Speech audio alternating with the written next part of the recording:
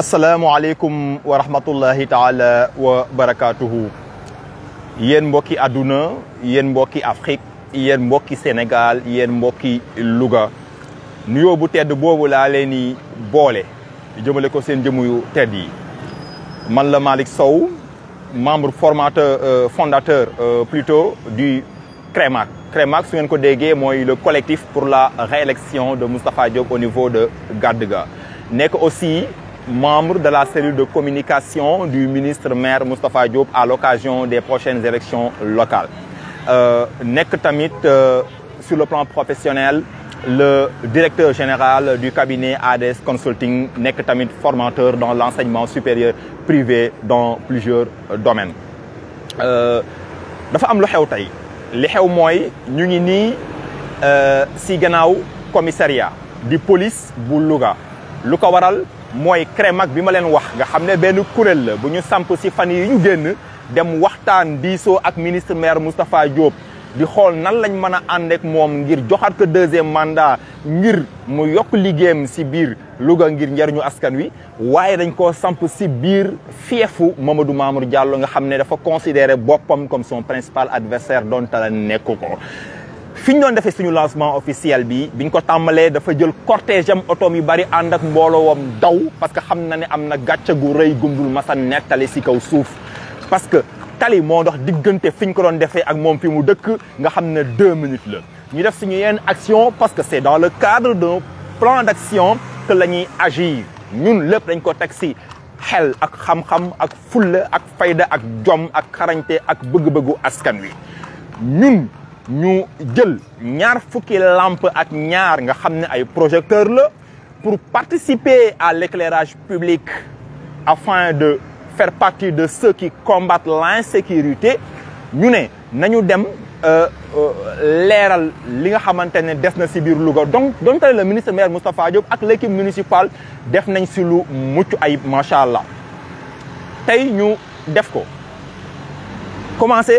2 ñetti lampe moom mu ànd ak mbooloom daw génn ndax gàccaa ko rey mënul tolérer si biiri mbokkam si biiri ndëkkandoowam si biiri njage ñaaleem Moustapha Diop am fa doole ñu wan ka ne say mbokk nawuñu la faalewuñu la ndax sa ñàkk jom ndax sa tële ndax sa defkatu njuuj njaaj ci biir réew mi ba ñëpp xam ko ñun di boroomi fayda xam yoon bu baax te di fa jaar bokk ñook moom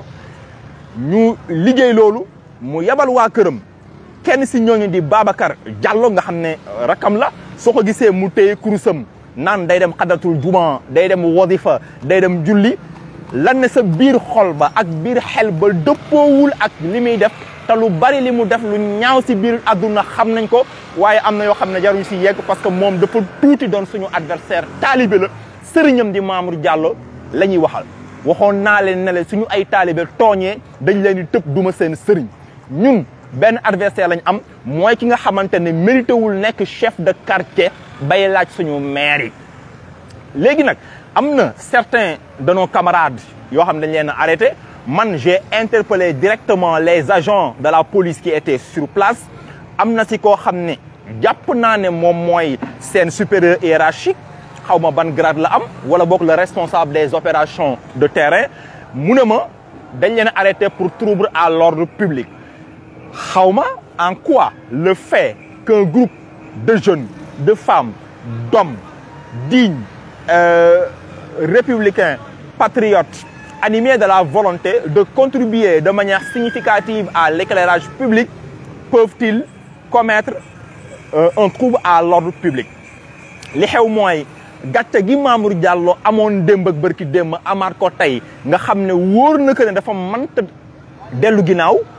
mais xam na ne ñàkk na élection yi man li may ragal mooy mu dem 3e wala 4e position parce que xam naa ne coalition Yewwi Askan Wi moom góomu moom mu raw leen alors mu yónni ay nit ñu jël seeni xeer xaañ am nañ ay vidéo dañ ko partagé jàpp ñenn si ñi ñu àndal ñu nag informé nañ le ministre maire Moustapha Diop le ministre de l'Intérieur a été informé ay autorités de la République am nañ information bi ay responsable si biir réew mi yëg nañ ko ay membres du gouvernement ak ñoo xam ne dañu ŋànk ay institutions xam ngeen Mamadou Mamour Diallo yàgg naa wax ak moom danaa wax ak moom tey jom amu si dara fulla ak fayda amu si dara lii di dignité ngor amu si dara moom ñaar fukki at ak juróom-ñett si carrière am de 1990 à 2018 nga xam ne njuuj njaaj la dëkke c'est un escroc c'est un voleur c'est un arnaqueur waa Louga ñoo ne du ñu dénk seen dëkk def katu njuuj njaaj sàcc bu rëy bi jël suufu Kaolack suufu Bambilor suufu Yoff suufu Rufisque 94 milliards moo mujj si ay dossiers am na yéen yoo xamante ne suñ ko génne woon àdduna tukki IGE rapport ko si lu dul jeex Cour des comptes rapport ko si lu dul jeex inspection générale des finances rapport ko si lu dul jeex les organes de contrôle nga xamante ne ñoo war a saytu ni ñuy yoree alalu réew mi ak ni ñuy liggéeyee dañoo wax ne Mamour Diallo waxuma la defkatu ñaawteef bi mu doon mais waratul sax bokk ci gestion des affaires publiques moo tax yéen Sénégal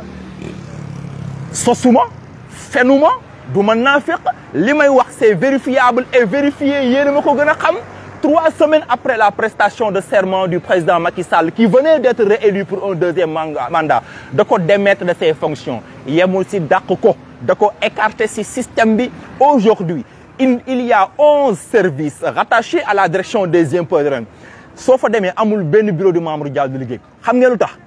Mamour Diallo dàq ñu koy yem si Macky Sall wonu ko ne wóolootuma lay yem si waa gouvernement bi ak ñi nekk si coalition benn bokk yaakaar waruñu ko ne def katu njuuj njaaj nga da ngay yàq suñu der yem si mais xam ngeen lu xew il a été écarté de toutes les affaires liées à la gestion publique amul bureau benn bureau ba mu nekk quartier général tap ko sa digg Ndakaaru di fa recevoir ay nit dans le cadre de la politique li xew mooy les Lougatoises et les Lougatois qui sont dignes nee nañ duñ ko fal moom nag bari ay oto yor carburant bu doy yor ay milliards am ñu mu corrompre moo tax fu mu romb di def du bruit Mamour Diallo du waxkatu dëgg man j'étais son conseiller personnel liggéey naa ak moom si lu ngeen xalaat si wàllu politique ak lu jéggi politique am na ñu bari ñu nekk si CREMAC bii moo mën see tudd le coordonnateur di Dadien moo nekkoon le secrétaire permanent am ñeneen ñoo xam ne mën naa leen tudd muy Papis Camara di le greffier en chef maître Maïssa Ba di tamit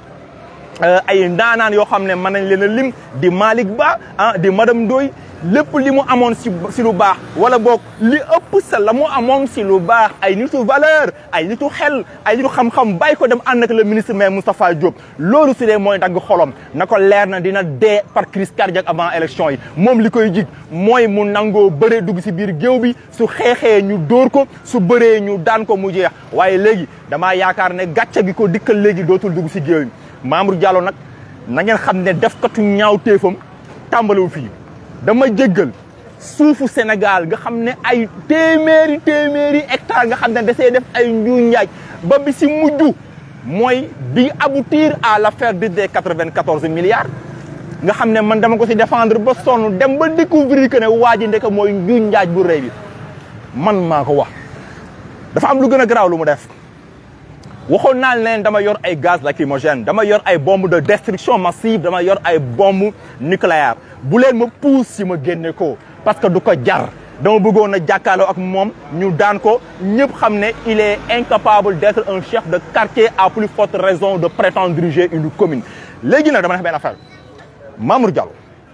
moom na tontu si laaj yi ma koy laaj kan mooy yónni Adji Sarr wax ne Ousmane Sonko daf ma violé na si tontu moo xam ne man xam naa kan moo ma au 5 heures du matin le 5 février dama yàqal deru Ousmane Sonko ndax dafa violé jigéen man ma bañ appel baa ngi fi message baa ngi fi na ma porter plainte ñu dem tribunal ma wan waa Sénégal que ne Mamour Diallo tekkiwul dara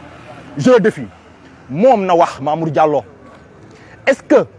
le ministère des Finances du Sénégal lui a délivré un agrément pour qu'il puisse mettre en place une mutuelle d'épargne et de crédit? Non, ce ne sont pas des opérations d'épargne et de crédit qui sont réalisées au sein de la structure. Parce que pour nga am mutuelle d'épargne et de crédit, il faut que nga def assemblée générale constitutive, mettre en place les organes. Doo fa yem nga jël 17 pièces différentes, nga déposer ko au ministère des Finances pour demander agrément, mu accorder la ko quelques mois plus tard avec ay favorable de la Banque centrale. Mamour Diallo amul loolu waxul dëgg li mu def benn barab la boo xamante ne xaw ma ngunu ginaar la xaw ma il fait croire aux gens que ne mu ngi affecté ay financement à des femmes ce n'est pas vrai et je le défie xaw ma blanchiment de capitaux la xaw ma ñu ñaaj la mais moom dafa cuune parce que su ñëwoon gis ku mel ni man wala ñi mel ni man suñu xam-xam màcc si yéen yi ñu wan ko ni muy def ba rëcc donte duñ dugg si yooyu noonu Mamour Diallo na tontu si beneen laaj na wax kan moo bind plainte bi Adji Sarr déposé section de chef gendarmerie lim nañ kenn koo xam ne c'est son chef de protocole c'est son gendre gorom la xam nañ ko Sénégal ñëpp tudd nañ ko na wax ba tey tontuwul na wax le 8 février le lundi 8 février kan moo taal kër parent am ay rakkam taxaw masuñoo jàkkaarloo caméra keroog ñu tiit ndax xam nañ ne seen wayjur bu jigéen ak seen maam mu ngi si biir di sëqat te def nañ loo xam ne dañ koy lajoo ak suñu borom keroog le 8 février kan moo taal kër yaayu Mamour Diallo ñu porte plainte contre X accuser publiquement les membres de Pastef ana enquête bi commissariat bi nekk sama gannaaw la ñu wax ñu enquête bi on n'a jamais donné une suite à l'enquête nañu jël tous les moyens technologiques ñu quadriller kër gi ñu xool nit nan la mën a duggee foofu noonu bàyyi jàkka ji bàyyi Baba Diallo jiite dugg salon ba sot pétrole taal ko c'est pas vrai Mamour Diallo na wax kan moo taal kër yaayam ñun xam nañ dama koy laaj ay questions yoo xam ne du si ñamee tontu fii ak fan wala fii ak heure nag ñu sooy génn affaire yi waxoon naa la du yomb si yow Mamour Diallo na wax lan moo tax plainte bi nga xam ne da ko déposé contre Ousmane Sonko pour diffamation et injure publique ça fait presque 3 ans on n'y a pas donné une suite favorable lan moo tax bi ko Maître El Hadji Diouf di déposé génn naan ku ma saaga ndayam di def du cinéma et du bluff boobu xamoon nga ne maak yow la ñu waxtaane woon parce que maa doon défendre xamoon nga ne fa ngay mujjee du noonu ndeke njuuj njaaj nga doon def Mamour Diallo na wax si dossier Bertrand Mamour Diallo na wax lan moo tax le président de la République ne ko wóolootuma la mënoo nekk ministre mënoo nekk député mënoo nekk au conseil des collectivités territoriales mënoo nekk directeur général mënoo occuper aucun poste dans l'administration sénégalaise il a été écarté de l'architecture de l'État lan moo waral loolu quelqu'un qui ne bénéficie pas de la confiance de son propre leader politique peut-il prétendre diriger notre commune suñu commune bi budget bi matul 2 milliards Mamour Diallo sàcc suñu milliards du jeex dañ koy suñu dëgg duñ ko jox il est incapable de le faire li muy wax du dëgg su doon am na ay relations internationales ak ay partenaires yu doy te man mi nekkoon conseil personnel di liggéey si ay programme de développement gëmul loolu noonu dem ba xam ne li muy wax du dëgg ma roccee ko bàyyi ko parce que du ma war askan wi moom loolu su ko mënoon da koy def tële cuune ñàkk jubóog ay mbokkam yeewu si biiri mbokkam naw leen wegu leen dafa fa dara wërsëg bi ko yàlla jox te da koo sàcc partagé ko ak ñoom ñun ñu jël initiative di jàppale ministre maire Moustapha Diop xale bu yaru bi gor bi nga xam ne dontale am na ay défauts nangu nañ ne il a fait beaucoup de choses dans cette commune et on l'a déjà dit moom la bëgg a jox 2e mandat mu ñëw barki démb si guddi la fa bëggoon a jaar ñu ne ko ministre xaaral dafa am lu ñuy wàcc dañoo bëggoon taal lampe yi mu soog fay jaar ñu installé ñetti lampe mu daw génn ak cortège am yónni rakam mu jaar ba nar a fiir benn xale dem yónni booy yi ñëw sànni ay xeer ñu au police may wax le police généralement il a été arrêté pour trouble à l'ordre public on a interpellé le président de la République on a interpellé les autorités publiques sama frère Papis Camara ngi nii on a ko mu ñëw parce que foofu mu sànni si ay kaddu Papis dama la owoon pour nga ñëw bokk si déclaration bi Mamour Diallo a envoyé son frère son propre frère Babacar Diallo et des jeunes de son mouvement ou de sa coalition Jàmmi Mamour pour nous jeter des pierres aux polices xaw ma à travers quelle tractation ñu ñëw arrêté suñu nit an leen fii ñu ngi fii si biir commissariat bi naan trouble à l'ordre public naan nan ngeen mën a ñëwee di taal lampe si bundu kër Mamour Diallo ah bon Moustapha Diop qui est le maire de la ville de Louga qui est le ministre de l'ANACIM et de la PMI amul droit askan wi jox ko baat Macky Sall jox ko baat nga ne amul droit jàppale benn kuréel mu taal ay lampe koñu Mamour Diallo te Mamour Diallo cuune bi yor ay milliards mënu koo def Papis askan waa ngi nii c'est un combat politique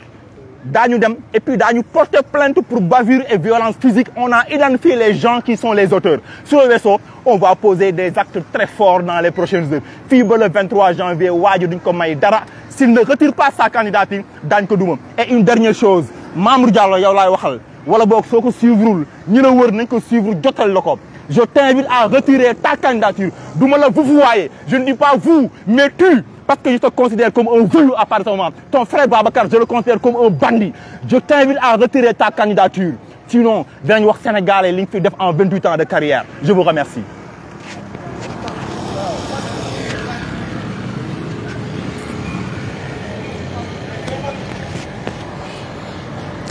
Merci mon frère Jacob Post.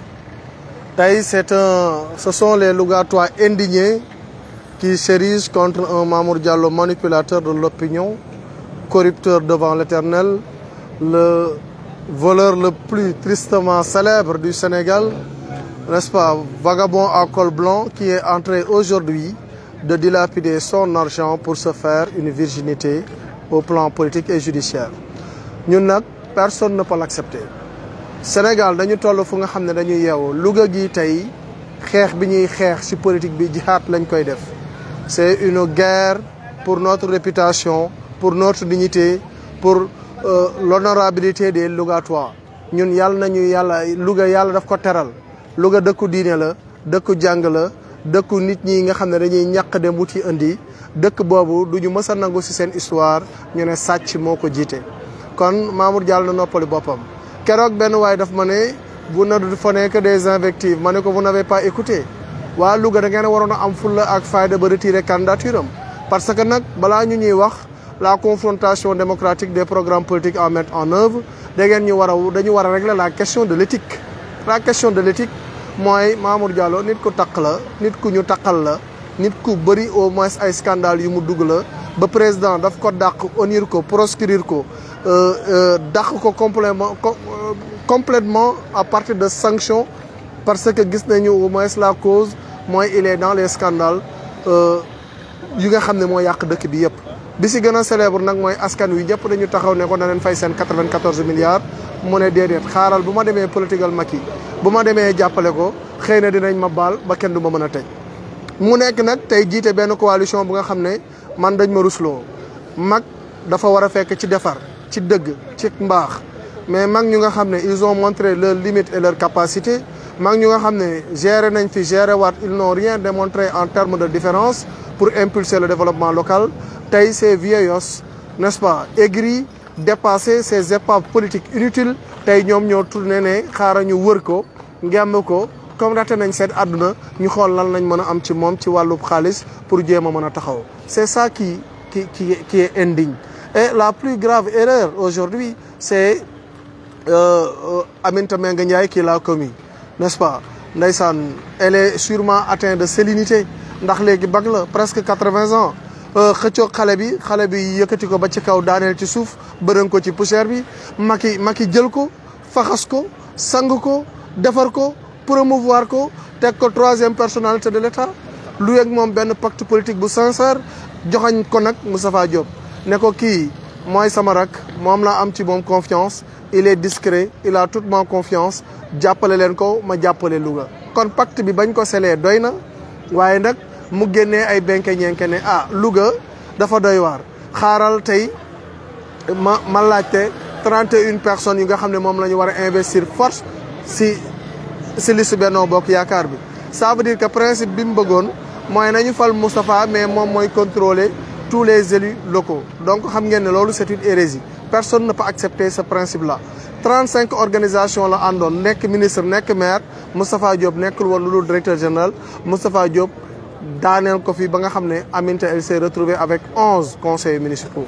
beneen bi ñu ne dafa bëgg nañu seddoo ñu jox ko 3 adjoints au maire les gens ont refusé encore ce principe cette exigence qui ne repose sur rien ni sur sa légitimité populaire parce que amatu ko fii ci Louga tekkeetu fi lu bari ni au moins l'envergure de son parti qui véritablement s'effrite de jour en jour kon nit ñi dàqaat loolu mu nekkoon président de commission yi ñu ne ko loo bëgg dana na jox amuñu problème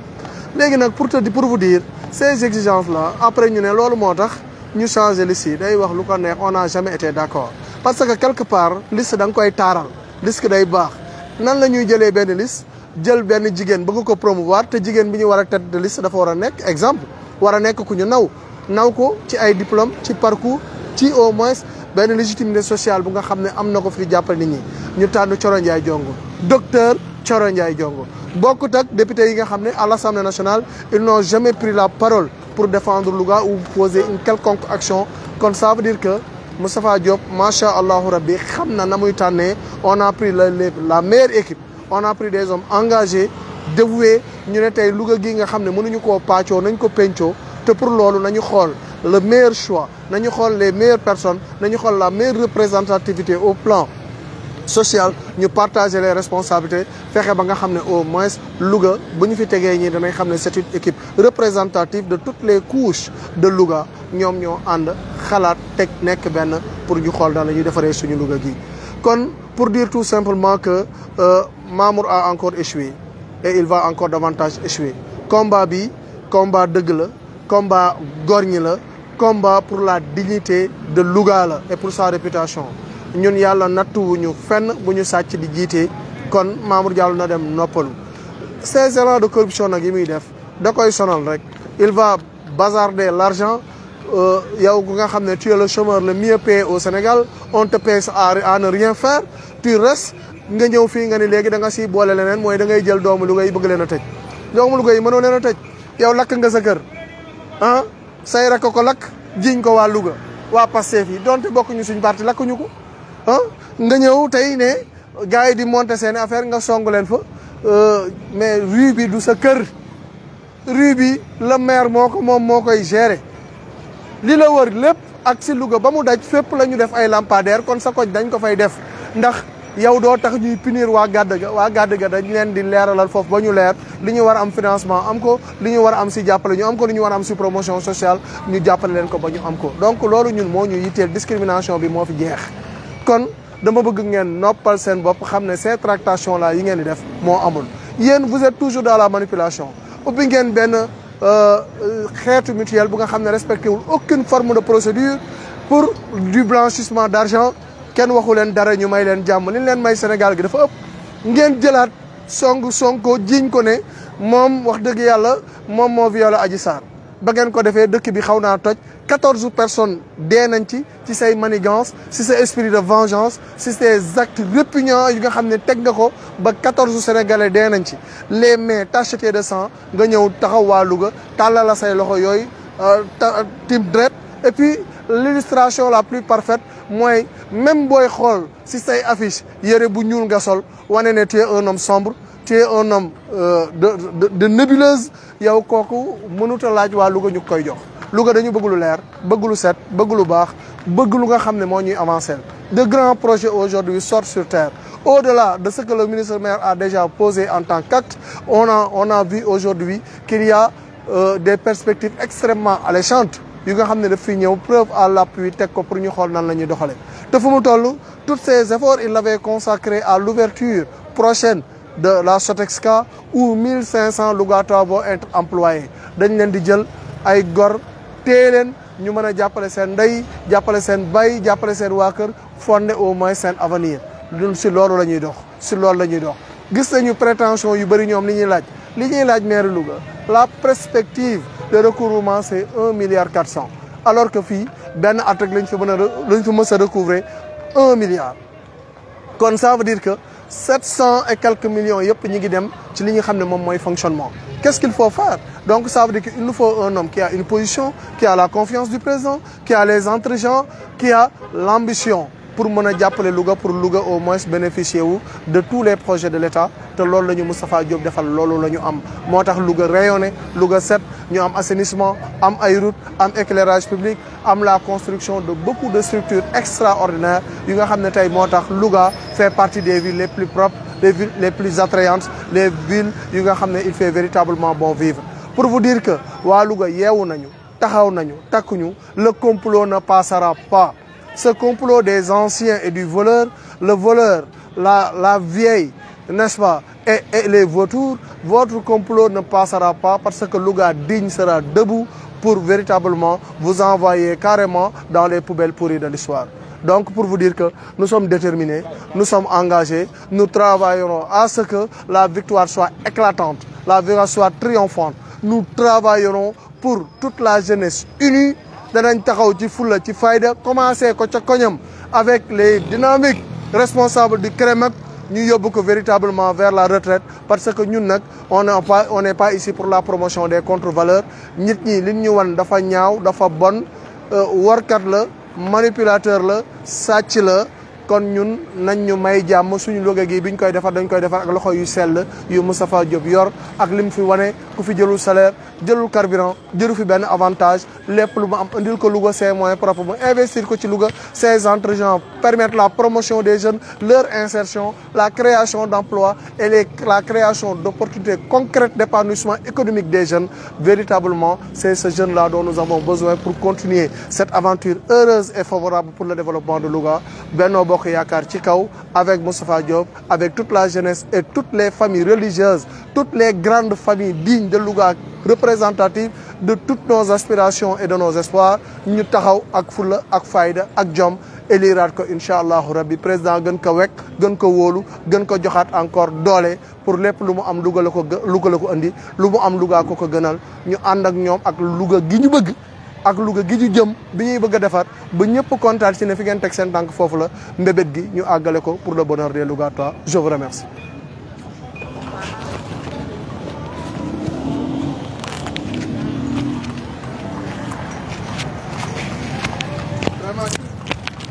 Merci beaucoup Papis.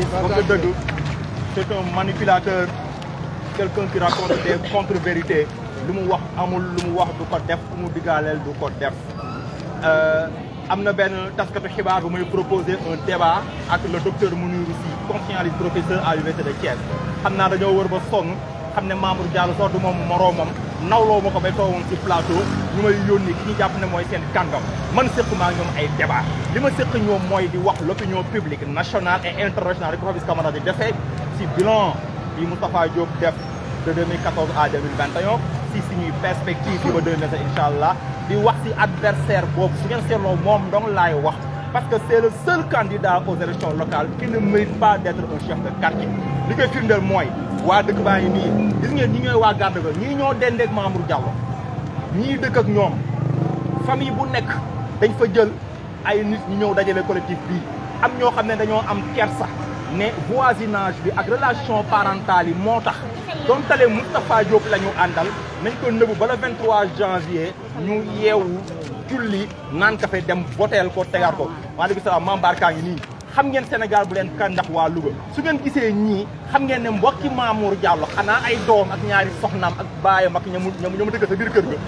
Moustapha Diop la ñu àndal loolu mooy dëgg suñu sànnee xeer koñ ba ay mbokkam la sànni xeer koñ baa ngay toj maire yaa ngay xuloo te Mamour Diallo ba fa quelqu'un buy semer le conflit au sein de sa propre famille kooku daf ñoo mën a jiite koo xamante ne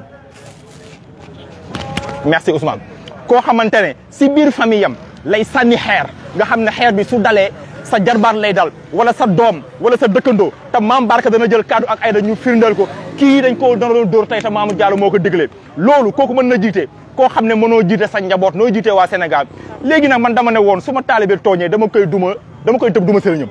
xam naa fa muy mujjee mooy la ma xam balaa 23 mooy tas daara ji gis naa sànq benn commentaire benn waajo waaye di xamu nu mu tudd xam naa taalibe Mamour Diallo yi naan pourtant prison laa jógee da nga def ñetti erreur benn moi j'ai été en prison pour avoir affecté des fonds sociaux à des gens que j'ai protégés après dama nga xoolaat sama audience xamoo li xew Mamour Diallo mooy sàcc bi Louga benn sàcc la moo tudd Mamour Diallo benn escroc am Mamour Diallo tudd benn arnaque mooy Mamour Diallo ñun dañuy dem prison parce que dañuy mener ay combat patriotique te biñ may arrêté c'était au moment où maa ngi def ay révélation ndax Mamour Diallo moom mooy yónni Adji Sarr nekk damal ne Ousmane Sonko ma sàkku moom moo def loolu rakam jee di ab wuyu fu mu romb yor kurus ñëw fii tey yor oto bu ñuul kukk sol ma xam ne mu ñuul kukk dem mën na rafiir benn xale nan xale yi jub leen xaar te pourtant maag moom dañuy bokk mbalaanu wasifa mu ne taalibe Cheikh la ñuy bokk mbalaanu xarit sa juma mu def si dëkk bi yéen ay mbokkam xam ngeen noppam ak boroom am na lu ñu xam bàyyi leen caaxaan yi ñun dañuy mener ay combat noble ay combat de citoyenneté ay combat de patriotisme et de républicain moo tax ñuy dem prison xam ngeen kan mooy sàcc te demul prison mooy Mamour Diallo ñun dañuy dem prison parce que dañuy dimbali ay doomu aadama ñun duñu seen morom loolu il faut ngeen xam ko j'ai fait beaucoup de déclarations publiques pour apporter des éclairages sur ces dossiers du ma si ñëwaat tey élection locale la Mamour Diallo la ñu amal affaire waa man sax su ma doon raykatu nit man laajuma dëkk bi est-ce que ma damaa laaj seen dëkk man bëgguma nekk conseil municipal bëgguma nekk adjoint au maire nekkuma si benn liste su ma doon raykatu nit sax noppal naa waa Louga parce que laajuma seen dara waaye sàcc bi laaj lañ bëgg mu yor loolu mooy dëgg léegi ay mbokk ma ngi nii damay jox kàddu gi ñoom ñii ñooy ay mbokki Mamour Diallo ñoo dëkk moom ñoo bokk ñoom direct naw leen nawuñu ko faalewu leen faalewuñu ko xeer yooyu ñun xale yi ñu leen di xaañ parce que ay lamp yoo xam ne moom la waroon defu ko ministre maire Moustapha Diop jox ñu ko ñu koy def mu ne du fi amee dana wax dëgg Mamour Diallo a encore échoué et il va échouer davantage lii mooy wane ne mënul am ndam si biir yi mbokkam te ku ma mënta am ndam sa biir yi mbokk doo am ndam beneen quartier Mamour Diallo daañ ko dama ne woon su xeexee ñu dóor ko su bëree ñu daan ko waaye léegi dama koo soppi bu mu bëre de bu mu dugg si géew gi léegi mayuñu ko mu takk ngemb parce que lii dëgg mooy dañ ne woon sàcc du ñu jiite tuumaalkat du ñu jiite léegi dama see yokk benn bandi du ñu jiite wuyu du ñu jiite comploteur du ñu jiite agresseur du ñu jiite te Mamour Diallo comploteur la agresseur la sàcc la escroc la jël leen kàddu gi yéen ay mbokkam ngeen wax ak moom.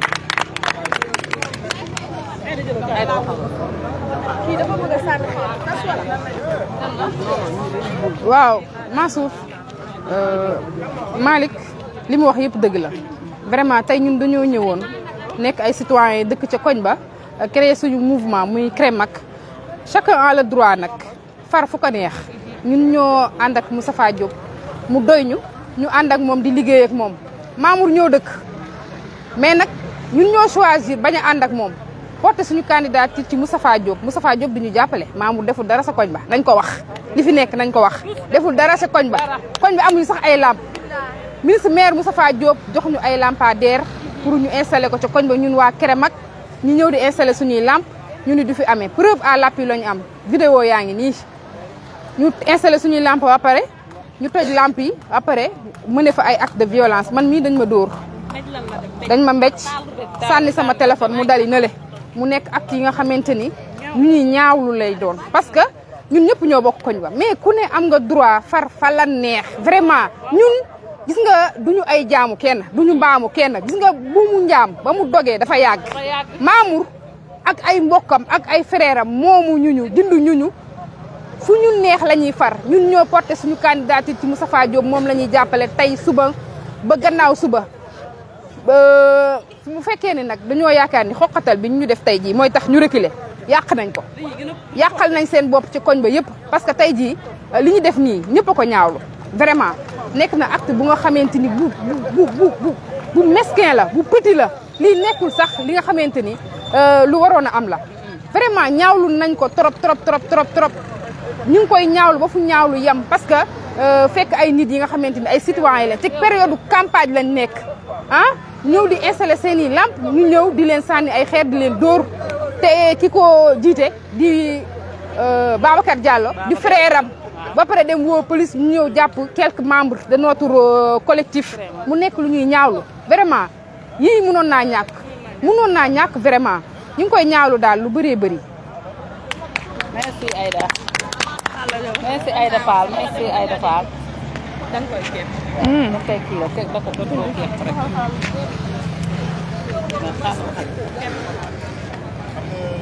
siiwal bul dem Aïda siiwal.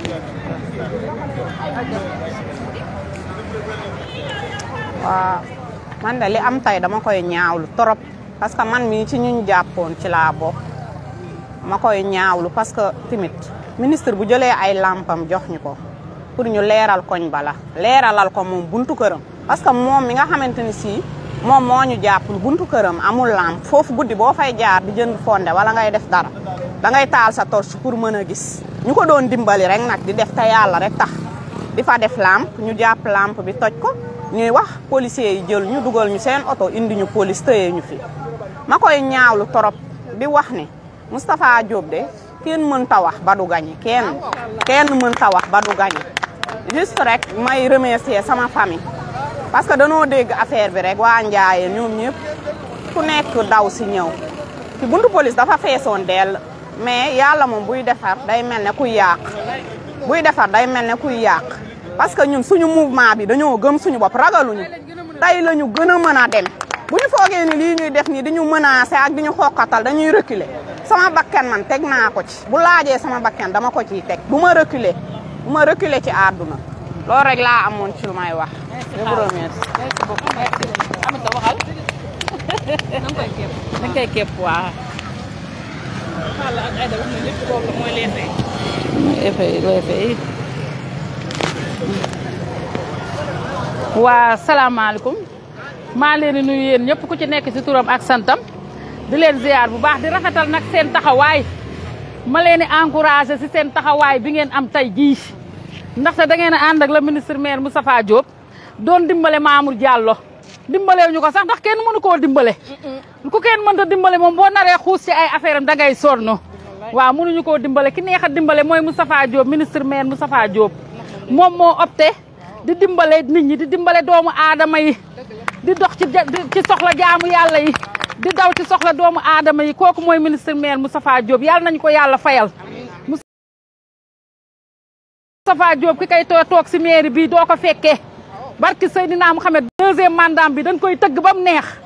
lamp ya lancement la film bi ñëwagul bis bu na jógee ci le 23 soir du 23 ci la film bi nag di joué nag ci la ñuy joué suñu rôle ba mu mat ba nu xam ne ñun luñ doon dan cee ñeme te ragalun benn yoon te ministre maire Moustapha Diop dafay dem ba jeex jaral nañu lu nekk ndaxte moom moo daw ci suñu ay soxla daw ci suñu soxla ay suñu sœur yi taxaw daw ci soxla suñu frère yi taxaw suñu doom yi doon taxawaalu gàdd ga léegi ku nekk yaa ngi ci beneen esprit de déplacement xaw ma nu mu kat ci tubaab di waxee waaw esprit instant yi leneen moo ci nekk ñun suñu esprit doom yi ak suñu esprit rakk yi ay xeex ak ay xulo ak ay xaañante ak ay dóorante ay jaasi nekku ci lekk nañ ba suur nan ba mandi nag xiifuñu maruñu ak ministre maire Moustapha Diop xoolal nammuñu dara lañ nammul ñun waaw lii lampe ya lancement la film bi ñëwagul film bi day ñëw soir du 23 la dañ koy dem Massamba Siga Diouf wër école yi wër Massamba Siga dem Massamba dem école 1 dem école Mbante xoolal battre ko fépp de gauche à droite duñ ko may dara waaw te lu ñu jaral nag daf ñu koy jaral dañuy xeex nanu génn ñun dawuñu de dawuñu nan ñu xolal nan ñu fanaanal 100 mètres yóbbu ñu 100 mètres tëj ñu fa sax rëbës tëj ñu fa sax ndax Moustapha Diop jaral nañu ko parce que moom mooy gor gi set wecc moom la goram set moom la deretam set wecc dara raxu ko ñun ñoo ngi ci ministre maire Moustapha Diop tey ba suba waaw ndax moo bëgg gàdd ga moo defar gàdd ga te moo taxaw pour defar gàdd ga te ñun moom lan wax Moustapha lan wax de Moustapha lan wax Malick Sow Moustapha Diop lan wax yow bu la dara metti yow xoolal bu la dara metti laa la wax xoolal ku lay teree dem gisuma ko ku lay sedd ca gaalu xaj moom moo ca nekk di ca lekk waaye du la ca fekk barki yonent bi ku la sedd ci gaalu xaj moom lan cay fekk waaye yow kenn du la ca fekk yow sa kanam rafet na sa ginnaaw rafet na sa way rafet na say doom ak say sët bu nu màggee du nu am gàcce du nu am rus bàyyi loo leen way bàyyi woo fi way dangaa defar Louga téye jeunesse bi téye sunu jeunesse bi nga téye leen téye sunu sœur yi waaw kon yow mënuñu laa fay ak leur grand responsable Dadien jàmbaari fàkk tëdd ji waaw balaa maa dee rek ñu dem police ka réclamer dem leen ci tribunal de la Haye sax mën ta tëj Dadien waaw kay salaamaaleykum maaleykum salaam nag loolu baax na ah